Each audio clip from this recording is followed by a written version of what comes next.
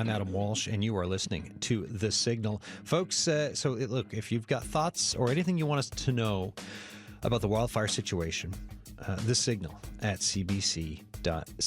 Give us an email or call the Signal line and leave a message. 709-576-5260. Just to let you know where the show is with this stuff. We're taking these live because we feel they're important to get this news out as it happens because it is crucial news.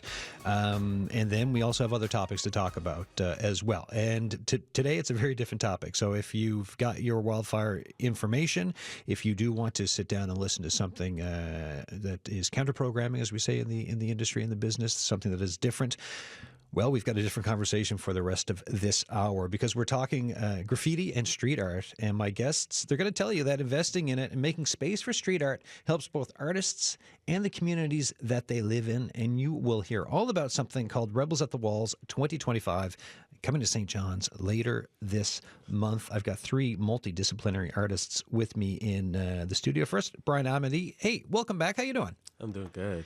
Thank you so much for coming in. We last you were on, you're talking about Bonavista, and I'm not going to ask you about that, but you're going there next week, so that's exciting. That's really exciting, yes. Give us talk to us about this show today and why we're sitting down and having there's the Rebels at the Walls, which we'll talk about, but when it comes to street art and graffiti, like give me like an opening contexty bit of thought around why we're sitting down here. I think like street art is super important to every city. You know, like once you step into a city, it's the face of the city. As you look at it, whatever art you see on the walls, how the city presents itself. And a lot of the time it's independent public art, in the sense that it's individuals just doing it by themselves without any, how do I put it, external influence. So it's really how those people feel like the city should look like, which I think is very important. So especially for a city like St. John's, where it's like majorly tourism, you know, it's an artsy city. You look around and whatever art is on the wall, that's what the city wants you to know about itself. And so when it comes to street art, it has a lot of artists who are, how do I put it, a lot of artists who are interested in going into art, showcasing, expressing themselves in a way that's free, in a way that isn't, you don't have to go through an institution. You just pick up a paint, go to a wall, and you paint. I think it's very important to champion stuff like that because that's how you get true expression. Not a lot of people are able to write an essay, you know, call into a radio, for example, to give fully established opinions about what's happening. A lot of people want to be seen, want to know that they're seen by other people. And so creating art on walls, having, like, I was going down Battery Hill the other day, actually, and I saw this beautiful work. It had, like, Newfoundland with fishery and, like, really, really beautiful stuff. It's been aged, so there's a bit of peeling and everything. And I looked at it and I was like, wow, like, these people wanted future generations to know what happened in Newfoundland. They wanted people to know about their environment. They wanted people to know that they cared about the people around them. And this is what they created. And I'm not from here. I came here 2016. And I've seen that now. And I have a kind of like knowledge about what has happened in Newfoundland before. However, I don't think stuff like that has been commissioned in a while.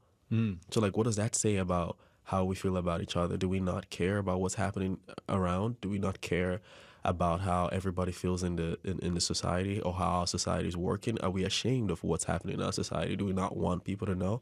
So I feel like street art is an opportunity for not just independent people to express themselves, but also for the city to showcase its lifeblood, what it cares about.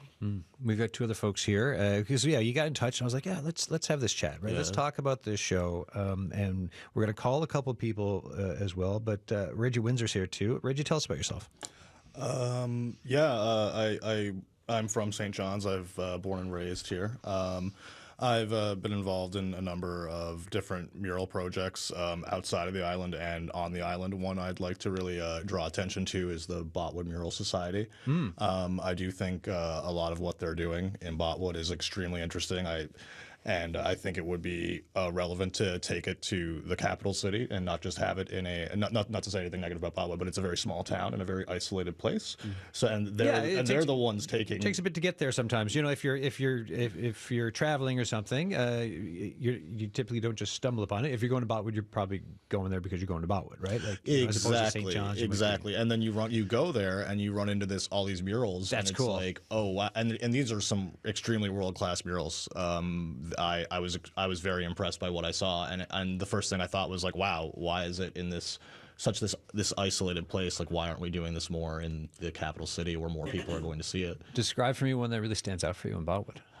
The main mural that stands out for me in Botwood that I think about every time, the first time I went there, and every time I go there, I try and drive by and like just take it in. Is I'm trying to remember the name of the artist, and I'm awful. I could get the information very quickly, but it's a large mural regarding the history of the railway in Newfoundland. Yeah.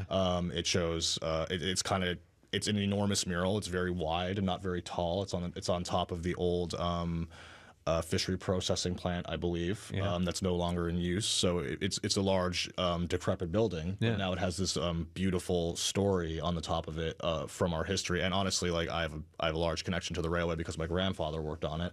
So when I went there and saw it, I was very taken aback by it. And it is world-class stuff. It really is. I wish I could. I'm trying to remember his name right now. If it comes up, I mean, if it comes up through the show, right, we can mention it. The connection that you get, right? You're looking at it. You've got this family connection to the railway. You see this piece of art. Right? Same like I remember I was growing up in Mount Pearl. I remember when they got rid of the train tracks because the train used to go right outside my house, and I was a kid who loved trains. And one day I'm like, what are they doing to the train tracks? And then they were gone. And so for me, like I haven't seen this one yet, but I know if I were to look at it, there would be this kind of an attachment, this thought. So for me, it's not a family history, but it's just a bit of me growing up type of a thing. And it's this type of it, Brian, like you were saying too, arriving in a new place, a new city for you, and then you see something connecting you to a past that you're learning about, but just this visual bit that then you also have now in this time and place when you see something that still connects you there and connects you with the city as it exists in its current state. I want to bring someone else into the conversation. Gerald Best is here. Gerald, how are you doing? Good, how are you? Good. Tell us a bit about yourself and your art. Well, I started drawing when I was really young and just, fell in love with it, and then started to realize that I have potential to do more with it. So then I kind of started doing commissioned murals and whatnot. Yeah. And just been, having a lot of fun with that. I've never taken part in like a mural festival before, which I'm really excited to have this happen in here. Yeah, because one's coming. So, all right. So, Brian, tell us about the festival that's coming later this month. Oh boy, I am so excited for that. I think it's such an incredible event. Gerald and I have been planning it along with Brett and Reggie and a couple other people around town. It's not just a mural festival; it's also a street market. Yeah, exactly. It's multi-layered. Exactly. Because I like what we imagine is just this like. Because I feel like every time you go for an event, you stay, you listen to people talk to you about stuff, and once you're done, you have to leave. So like we're imagining an event where you just feel a part of. Because like as we've mentioned, a mural brings a lot of connection. Art brings a lot of connection. So you're looking at art and you feel connected with either the artist or the subject matter you're talking about, or just the feeling from your past. Because a lot of time you're projecting those feelings onto the work, and so. Living in that space, we wanted to create a market around that where people are able to sell all their different arts and crafts. Whereas for this market, we didn't charge vendor fees or anything because we just wanted it to be an inclusive space. We've reached out to different communities, being like, just come partake in this. We just want to bring community together and experience a sort of play, because that's what art is, a sort of play. And I feel like every other thing around us is so serious. So why not just congregate together, exist in each other's space, because I feel like that's something we've lost as a society, is just the existing in each other's space without any mission. And I feel like that's why I'm so excited about this event. It's just we're having artists coming from out of town. We have like 4 artists. We originally planned like 6, but now it's 4, working within a budget that does not exist. Yeah. And we have like 5 local artists here painting. And so it's going to be really interesting. I'm so excited for it. Very, very cool. On the line, we've got Michael Burt on the line in Halifax. How you doing? Good, and yourself? Good. Thanks for coming on to talk to us here on the Signal today. You started the Halifax Mural Festival with your brother. Tell us about how, like, the idea behind it and what it was like to get that up and running. Was it 2022 when it started? Yeah, it was 2022. We just finished our 4th year. Really proud of it. This year we did 45 murals. People from afar, locals, international. So really cool. Essentially, the way it started, I guess, is I've been doing murals professionally for over 10 years now, and I only have a handful of murals that I can call my own. I mean, people own the buildings, there's businesses in the building, things like that. So the Mural Festival is very strict on promoting artists' work and giving them the chance to build their portfolio to try to get more of similar work like that. What was the difference from like the start to compared to where things are at now? Like, how did things evolve over the last couple of years since it first kicked off? Yeah, it was a lot harder, I guess, in the start to get people on board. A lot of people associate spray paint with negative things, but it's really come around, and people are find just a lot more people willing to give up their walls and want to be a part of the festival. So was it like a show not tell thing? It's kind of, you kick off and you're like, hey, we're gonna we're doing a this mural festival's coming, and some folks sign on to it, but then I'm imagining once people see some of what gets created, like maybe the next year or the year after that, it's like, hey, I got a wall. Wouldn't mind something on it.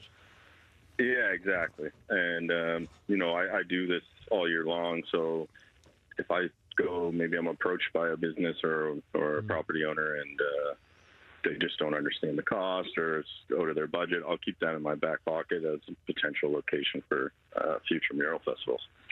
So what's the vibe like in Halifax for street art? Like, what would you say it's like now in 2025 compared to in the past for like people painting on walls and for this type of a thing?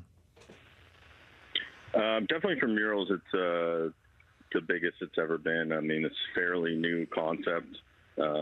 When I was younger, the only murals around were kind of, the old stuffy, like horse and wagon ones that you see for everyone. But we always had a deep street art and graffiti culture here, which I really find lends itself to muralists. Graffiti artists were always, taking back spaces, always doing large things, which goes well with murals, and then also spray cans, which a lot of muralists use brush, and that's fine. I do too, but spray can use so many different surfaces so much easier that I find a lot of muralists are even moving over to spray can, even if it's not their main medium. So graffiti almost birthed this whole kind of thing. Yeah. So then, what have been that like in Halifax when it comes to like on the graffiti side? You can have commission murals, folks who are like, yes, paint my wall, but then you've got the folks who are just kind of doing it in spots and alleys or wherever. What's the policing been like, and has that been like? Has there been issues with that in Halifax over the years, or how's that for you? Yeah, I mean, there's always policing on illegal graffiti, so. Definitely something I wouldn't suggest to like the youth or anything like that, but it does happen. People do it for different reasons and that sort of thing. So, I don't know what else to say. So, try to follow the law, and if you can find a spot that's friendly for murals or for practice or whatever else, I mean that might be the way to go about it. Yeah, correct. Like we used to have a very historic legal wall, they call them, down in Halifax, right on the waterfront when I grew up, and it was a place where people could go practice or go see, very skilled people do their thing, and tourists would go, and wedding photos, and it was a really cool spot. So I really promote legal walls. We still have one in Dartmouth, but I'm trying to get another one in Halifax. Cool. Excellent. So what's next for you and the Halifax Mural Festival? Anything else to add before I let you go? No, we're just going to keep trying to expand and get bigger and better, get more diverse artists, and if anybody's out there and wants to sponsor, hit us up. 'Cause we're trying to beautify our city and give chance to artists to paint their own thing. All right, Michael Burt, thank you so much. I appreciate it. Thanks for having me. Michael Burt there, co-founder of the Halifax Mural Festival. All right, so for folks here in the studio, right, thoughts on, like, he mentioned legal walls. Do we have many in St. John's? How's that working? I believe there are 2 legal walls in St. John's. There's one by the original Choices for Youth building downtown on I think is it Barters Hill or some maybe I think that's a different name. Queens. Yeah. No, yeah, it's up from the Queens convenience store. Yeah. So yeah, it's that's in the parking lot of Choices for Youth. I believe to the left of that, there's a wall with some stairs. I don't think that's owned by Choices for Youth, but historically, that's also been a space that Folks I don't. just- yeah. Yeah, I don't believe I have never heard a story of anyone being reprimanded for painting that space. There's the one recently built at Munn. I believe it was built in 2022. Yeah, near the new student accommodations. Exactly. I say new, it's been around for a couple of years now, but anyways. Yeah. Well, it still looks really new. Yeah. But yeah, no, it's so there's the one over there. And I don't believe there are any others on the island. There may be one on the west coast that I'm unaware of in Corner Brook, but because I know they have the Grenfell campus, so maybe they did something there as well. Because I know Grenfell was very much involved in the creation of the legal wall in the city here by Munn. But I believe those are the only 2 that are just designated spaces where you can paint. So what are these types of spaces, and if there were more of them, or what do they give? What does like having a legal wall, and then perhaps more, like what does this achieve for local artists who are curious about street art? I think that like having legal walls, kind of like what Mike was just saying, is that like it gives spaces for people who don't have access to do these things because they're not getting commissioned or like they're just starting out, like a place to practice, and also a place to like maybe meet some people that are more adept than they are and become involved in this community. Like Brian said about how anyone can pick up a can and go do these things, or pick up a brush, or like pick up whatever medium they're using and go to these spaces. It's very it's inclusive in that sense that like anyone can go use this space and become part of this community. I would also add to that the absence of legal wall is a statement to that form of art as well, because if you criminalize a specific form of art, then only criminals do it, you know? And I feel like given a platform, an alternative like route for people to be able to practice that form of art in a safe way, that's so important. We complain about because that's a thing. I've had a lot of conversation. I've sat in a lot of rooms. Destination for St. John's, for example, was a really big help with this. Craft Council, Howard Properties, they're giving us their parking lot. So I've been reaching out to people trying to make this happen. We have no funding right now, but I'm hopeful that we'll get one. And in a lot of these rooms, what I've gotten is that, we don't like the bombing, like the things that The tagging that happens. Yeah, we don't like that going on. And I always say, like, I don't care how good you are at something. If the police is chasing you while you're doing it, you're going to do a terrible job. It's just how it is. So if you're saying you don't like that work, then create a platform for people to learn safely. Graffiti here is, I think, from what I've experienced, like whenever I go to a new city, I like to look at the graffiti, get into a little bit of the culture, ask around and stuff. I think here's one of the worst like histories that has experiences, because you have like an absence of like mentorship. Like a lot of people quit right before like new people come into the scene, so people are always relearning. And so I feel like the skill level in terms of like creating like intricate work, like it's not as you see in other places, because there's almost no reward. There's almost no reward for getting better at graffiti here. Like other places, like Gerald mentioned, Gerald's been doing this for like 10, 20 years? 15 years. 15 years, and has never, like, there's never been a mural festival. So, like, what's the incentive to keep doing it or to do it better? There's none. So, like, I feel like creating a legal wall, creating a space where people can be at to create, like Burt, like Michael was saying, where you could watch other people who are skilled at the craft do it and see, like, oh my God, there's a better way to do this. There's more ways. There's more engagement. There's more, I guess, community. That way you can even like, I guess, even have a little bit of like unspoken rules that make sense, you know, within the graffiti culture. So it's a lot more, once you place value in a specific form of art or culture, it becomes more valuable. And the people that practice it are able to do it at a, I guess, better way.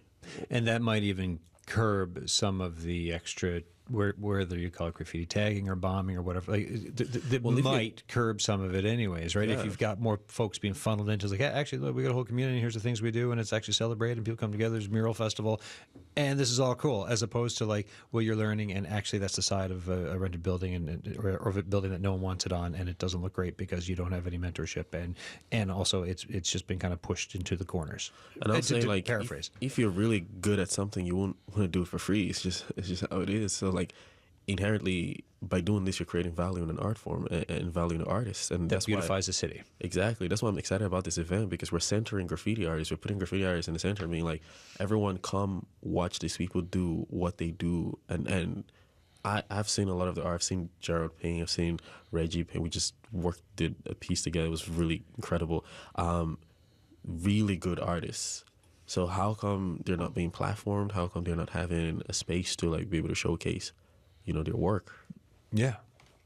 So when we think of street art, like, what has inspired you guys over the years? Like, what were the ones where you're like, you know, that's cool? Because for me growing up, right, like, I just, you know, the big name that I think most people kind of know would be Banksy, right? Like, and folks, if you don't, I mean, just Google Banksy, Banksy, and some of the images you'll recognize from popular culture, right? Now, so a lot of that is stenciling, obviously, but still, it was started as a form of protest in England, what he was doing, and now, like, I was telling you guys before the show started, I was in Seoul with my wife in October, and we went into an art gallery to look at which felt kind of weird. You're going into an art gallery to see some street art, but it was a celebration of street art in this gallery that was touring globally, and there was Banksy art, like the girl with the balloon, in this gallery in Seoul, South Korea. That kind of blows my mind to think of where something can start in the 90s in England, and to think of what's being celebrated now and the messages behind it. So what about for you guys? Locally, I think a lot of people were very inspired by Remo. That I wouldn't be able to give you his actual name. No, that's okay. He's an anonymous guy, just like Banksy. Yeah. He's fairly worldwide at this point. He's probably one of the more well-known taggers. I did quotation marks there. Thank you for thinking of the radio audience. Yeah, I did quotation marks there. But no, he's probably one of the more well-known taggers in that community. Like, obviously, just someone who isn't involved, they're not going to know who he is. But he, at one point, lived in Newfoundland and did a few really nice pieces. Only a couple are still visible now, which is really sad because, like Brian said about like the lack of education and connection from the history, like there were people just going to these spaces and just because they were in places that were fairly chill for painting, I suppose, even though they're not legal spaces, like under a bridge or somewhere like that. And they went over them, and it's just we lose this piece of history, which is a part of it. Yeah. But it is disappointing that more people weren't aware because, in my mind, he was a huge factor in people painting in the early 2000s. There was the off ramp heading into downtown that's covered in graffiti, like leaning towards the Ocean X yard, like that. I remember it. He was one of the first people to ever paint that, and his piece was running for nearly 20 years, and it got it was defaced a few years ago. But anyway, I don't mean to go on about that, but very much one of the biggest influences in St. John's. So what did that? But how did it speak to you? Like, what was it that you saw that was like, gosh, you know, like that's kind of really cool. Well, it's like I think growing up. There's not a lot of good graffiti in St. John's. There is, but like it's hard to find at times. And Remo's were in places like specifically that one downtown. It's very visible. You can just be walking downtown and see it. And it was just like there was like a little bit more in it. You know what I mean? Like he had that little bit of extra effort, and also just the fact that like it's from the early, not to nerd out of here a bit, but like from the early 2000s, you can kind of see the style from that point, and the fact that it was running for nearly 20 years, and you could just, it was like a postcard of time. You know what I mean? And like you kind of but now it's gone, which is sad. But I think he would be a very large influence on the Newfoundland scene. Yeah. So then, when you look ahead and you think ahead to like the Mural Festival and what you guys and you folks are trying to build here, what do you think then that can mean? And we've kind of covered it, but just for your thoughts on it of pushing forward with street art culture in this city, like for future, 20 years down the road from now. Brian, do you have any? I'm that one. I'm a little bit. Because I'm just thinking, because if you had one piece that you looked at, right? So a famous guy who's ended up being pretty well known, and you're looking at like a famous piece here or there, or something that was kind of well known locally, and you're looking at it for years, it inspires you. And there was very little at that time, like you're saying, like of quality. But then to think of it, a burst of quality starting this summer, yes, right? Whether it's from the Legal Walls to the Mural Festival. How much more can that spread out for lifting up or teasing out talent from St. John's with people who want to be artists? I think people like being able to come see it in a public space that's friendly and welcoming is a great way for people to, be introduced to the culture, or if they're interested in it and don't have connections, like meet people that they can learn things from. Or just take it in, and it's like I said, in a space that's welcoming. Because I will also admit it sometimes, like because of the like you've mentioned, the underground nature of things, like it's a bit gatekept, what I mean? And so it is, I do think it's a great space for people to come and like just see it in all it is, and not feel like they're like stepping into a world that isn't welcoming them. You know what I mean? If that makes any sense. Yeah, no, it makes total sense. What about you guys? Any other thoughts? I also think like just seeing art in general gives you the opportunity to dream. I would say like, I find it insane that graffiti is so villainized, but you see advertising everywhere. One is art inviting you to this person's wall. The other one is telling you you're not good enough and you should get more stuff. So I feel like if more art existed around the city, we don't even know how that would affect just regular people who are creating work. An accountant going home on a bad day sees an art created, like how that would affect the next morning, and like the butterfly effect of that. Like it's easy to look at art and just not see any value in it because you don't see how active the work it does is.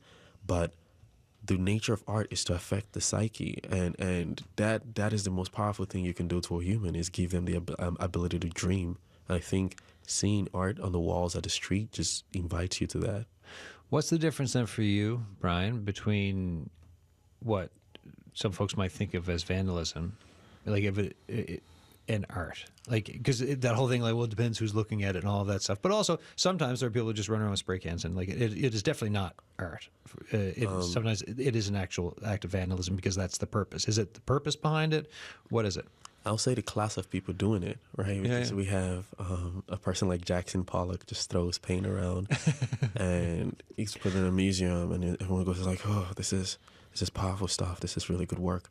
I think it's just a class of people doing it. You look at a lot of graffiti artists, a lot of street artists, and they just all of them are low income household, and so they have no power in the city, so they can't define what is valuable vandalism. I've seen a lot of the advertisements going up and the posters and stuff, and I'm like, this could really be done well. Like, this is terrible stuff. Yeah. So like, I think it's just because a lot of artists don't have the opportunity to influence the thought of the public, because who determines what is vandalism? Yeah, I think, and once you tap into that, you understand power structures that exist within a city, and a lot of the times, a lot of artists, say like Banksy, you've mentioned, are using that to communicate with the powers within the city, like opinions of people within the city, because there's no other platform for them to be heard. And I'm not saying every art that is created by street artists is political, but I believe art itself is political. So like an artist creating work at any time, I think that should be respected. You should think, it's like seeing your kid, take a crayon to the wall, and the first thing you think is, we should put that kid in jail. That's a kid expressing themselves. Yeah. I feel like give them a canvas or something. Give them more. Yeah, so that's, I mean, to get better at that. Yeah, and which comes to your point earlier, right? You're like, so if you have folks who are out doing that, if there is a space and they can be welcomed into it, then perhaps it doesn't happen in other places, and it gets actually funneled into something that can be built upon, improved, quality gets better, and also then there can be money in it too. There can be a bunch of different things. Yeah, because like a lot of graffiti artists are risking their lives to create artwork for free. Like I think any platform it's the nature of human beings to get better at whatever they do. So I think giving a platform to someone who's risking their life to like put up work in one of the most dangerous spaces, like giving them a platform, I feel like it would just improve the overall approach to life in general, but also their artwork. We've got Kyle Bustin on the line. How you doing? I'm good. How are you? Good. Thanks for coming on the show. No worries. You were part of and a couple of you guys were part of the a certain wall mural downtown. Back, it was a different restaurant at the time. But do you want to talk about that, the Mary Brown's wall? Sure. In 2019, there was like a proposal or something asking for people to apply for a new Mary Brown's franchise downtown, and I applied and did it. And then I hired and got my friends Reggie and Jordan to come help paint, and we painted that big mural in 2019, which I think is a different restaurant now, as you said. Yeah. What was the thought process behind it when you did it, and then when you were done, what did you think about the finished product, as being the person who did it? The thought process was they wanted something themed for St. John's and Mary Brown's, and I was just sort of thinking of like chicken and sea life and the city, and tried to make a kind of cartoon fun thing that would be palatable to people, but maybe a little bit different than sort of the historical murals that are around the city. What kind of feedback did you get when it was done? Overall positive. I think we talked to some people on CBC and other things while we were painting it. People are perpetually taking photos and sending it to me, and I know people who go travel to go see it. So I know that it's popular downtown there in St. John's. What is that? What's that like to get that afterwards? Right, someone send you, a couple years afterwards, or a few years after, it's like, hey, here's a picture of the mural that you did. I mean, I think it's a good representation of like what's possible with festivals or whatever. Like, I started out painting the legal walls in St. John's, and I don't know, going to some of the abandoned places in Red Cliffs or wherever on hiking trails and painting. And as they said, there isn't a lot of places to practice there, but gradually I was able to get murals and commissions and other things. But that started out with sort of doing things myself at like Carter's Hill, and I think that's about the only legal spot at the time. So then, when you think about the fact that there's a festival later this summer or later this month, a bunch of vendors there, they're doing murals, a few other things. What are your thoughts about like seeing this type of a thing evolve in St. John's and what it can mean? I think I'm really happy that Brian's taken it under his wing to do this. I think something that's been needed in St. John's. Something for the local artists and people who are there to express themselves, give themselves more space, bring color to the downtown community instead of just buffing some of these spaces repeatedly and having a place for people to paint big murals. I mean, I'm in Ottawa and Gatineau now, and that's something that happens everywhere in the big cities in the mainland, is just murals everywhere. All right. Kyle, thanks so much. No worries. Kyle Bustin there. You'll know his work. It's that Mary Brown's wall downtown in St. John's. Reggie, you worked on it too. What was that like for you? It was a very interesting experience. I was very happy when Kyle offered me the opportunity to go assist him with that. Me and Kyle painted a few times before then. One at a festival in Ottawa, actually a graffiti festival in Ottawa that happens yearly called House of Paint. Which is also very, I think, a really good example of like what we're doing here, what that could expand to be, because it's a huge event, and it's done every year, and it seems like it's extremely successful and popular. It was an extremely interesting experience painting the Mary Brown's wall. I'll have to say, like, I never used a a scissorlist or like a cherry picker before, and we did the we did the training for it. And then our first experience using that was on the corner of Adelaide and Water Street. Yeah. Like in August.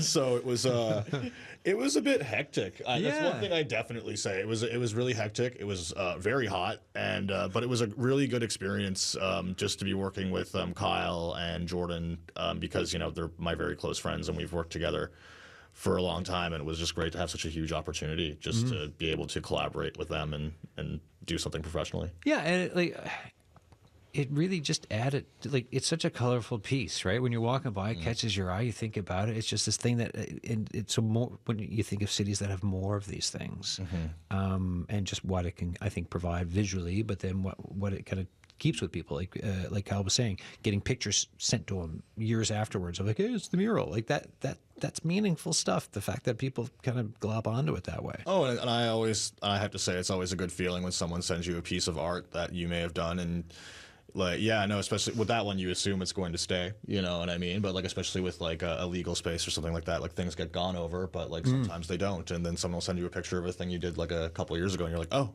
Yeah, it's like a nice feeling of oh, I'm still there. You know still there. I mean? Still exists. Yeah, exactly. Yeah. What types of visually, what can we expect now coming up in August? Can you talk about any plans or what? I think there's a variety of work. All right. From a variety of artists. We have Reggie. Reggie has been doing a lot of abstract work. I'm really interested because there's a lot of shaping. Do you want to talk about that? Yeah. Well, what I'm doing now is very much it's abstract. It's very much based on calligraphy because I'm very obsessed with lettering and stuff like that. Even like in advertisements and especially old signage and stuff like that is always very interesting to me. So my piece is very much. It looks like a lot of diamonds, I feel is the best way I could describe it, but it is based in calligraphy and calligraphy design and stuff like that. And we have Gerald too. He's pushing himself creatively, creating nature work. Do you want to also talk about what you're doing too? Well, what kind of nature work? Yeah. I'm doing a flower and a bird. Yeah. So I like to usually use a reference picture. Cool. To base my murals off and whatnot. I just recently did a Flanders Fields kind of painting down on Duckworth. Right. So that was a lot of fun because I don't usually paint skies. Yeah. So it was a bit of a challenge for me compared to what I usually would do is portraits and pet portraits and whatnot. Why is it hard to paint a sky? Is it the depth of the what is it about the painting of it? Because I can't draw at all or paint, so all of it is massively difficult for me. But what is it as an artist that makes painting a sky kind of difficult? I mean, for me, it's a little difficult. Yeah. Someone else might find it easy. It might be totally easy. To me, I found portraits were easier than painting a sky. Interesting. So okay. I guess it's different for everyone. Yeah. And you've also done, is it some of the traffic boxes, is it as well? Or I've done one traffic box, yeah.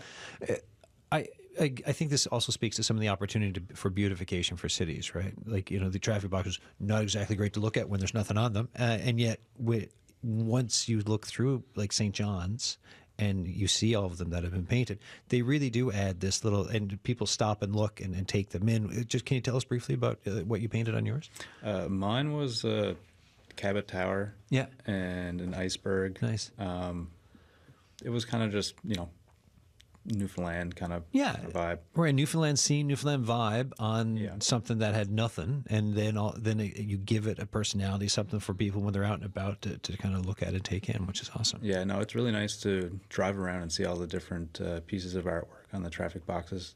Yeah, no, I what are you guys whether traffic boxes, just thinking of as we've been talking about through this through the show, right? The what it can give a town or a city, whatever else, for all these different I guess opportunities for art, if with a little bit of creativity of where to put it, because this talks to what you've been talking about too, of having that space for folks. I think the traffic boxes is one of the best ideas that St. John's has ever come up with, to be honest. I think Thea Morash, I think is the person that handles it.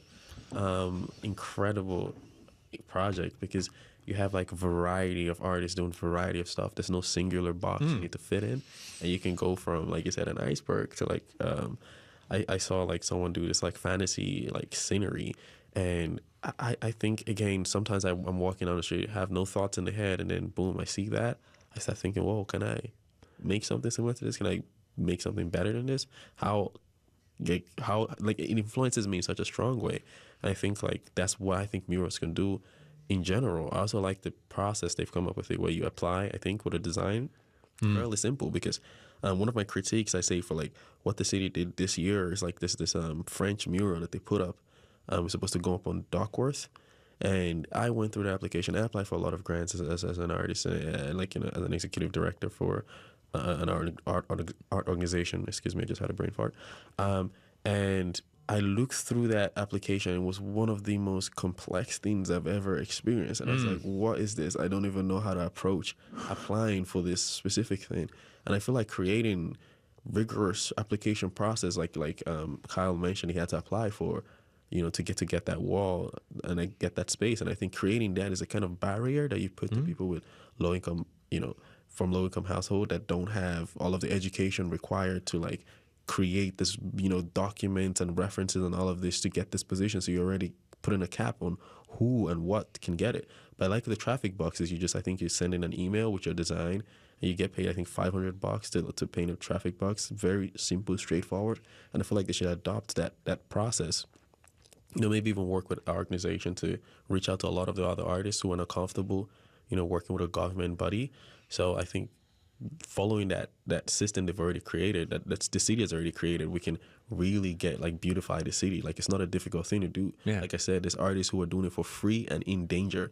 So like it won't be impossible to find artists who are willing to paint a lot of the walls around. We have too much gray walls for an artsy city.